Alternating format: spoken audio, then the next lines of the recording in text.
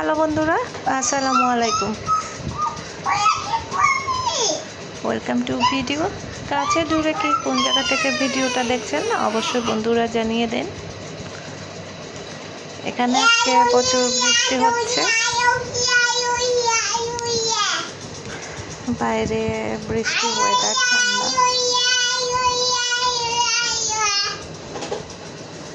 আর বাচ্চারা খেলাধুলা করছে মাশাআল্লাহ।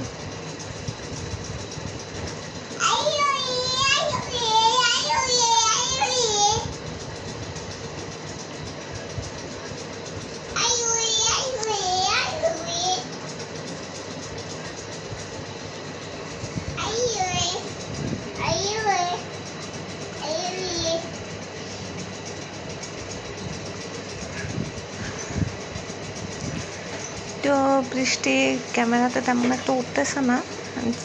যেদিক দিয়ে চলে আসলাম এখন রান্না বান্নার কাজে। রান্না করতেছি, ভাজি করতেছি, করলা ভাজি। গরম ভাতের সাথে ভাজিটা খেতে আমার খুবই ভালো লাগে। তো গাছে ধরেছিল, ছাদ থেকে নিয়ে আসলাম, এনে আলু দিয়ে এটা ভাজি করে নিচ্ছি।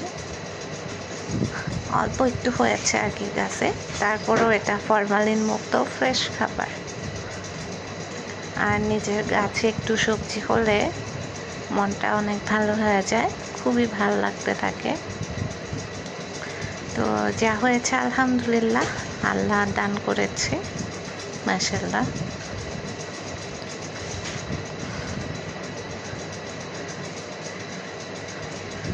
তো এখানে তরকারি রান্না করব, তো মশলা কষাচ্ছি। তাই মশলাটা যদি কষানো হয় ভালো করে তাহলে তরকারিটা খেতে কিন্তু খুবই টেস্ট হয়, মজা লাগে।